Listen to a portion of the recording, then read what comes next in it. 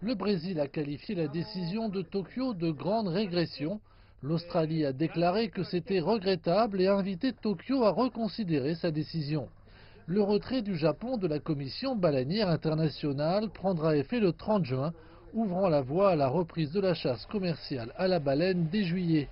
Un responsable a déclaré que la chasse serait limitée aux eaux territoriales japonaises et que les navires japonais de chasse à la baleine ne se rendraient plus en Antarctique.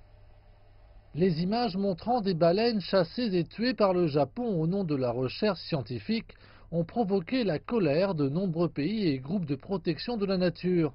La décision de Tokyo de mettre fin à la chasse à la baleine dans le sanctuaire de baleines de l'océan Austral est donc un motif de satisfaction.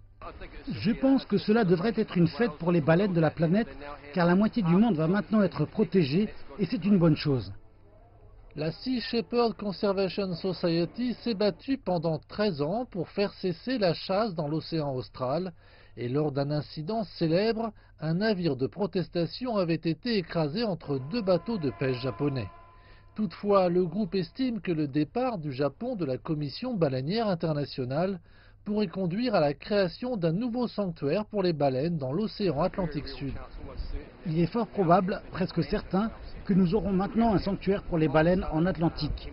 L'ensemble de l'hémisphère sud sera donc une zone protégée pour les baleines et c'est une excellente nouvelle pour les baleines de la planète.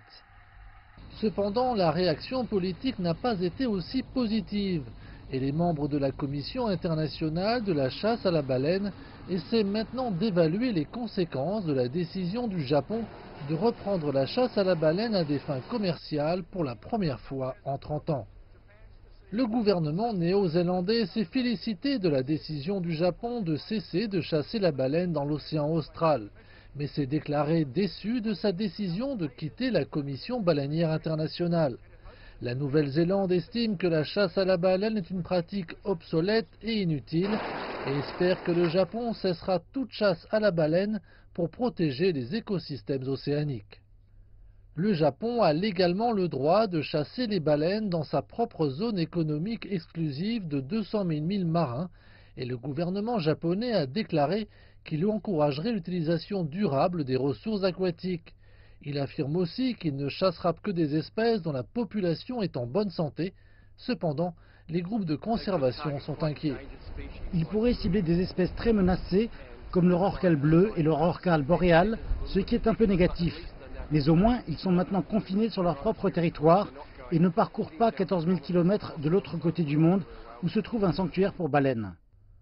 Et tandis que le Japon soutient que les stocks se sont suffisamment reconstitués pour reprendre la chasse commerciale, il semble que le reste du monde souhaite que ces créatures des profondeurs soient laissées en paix.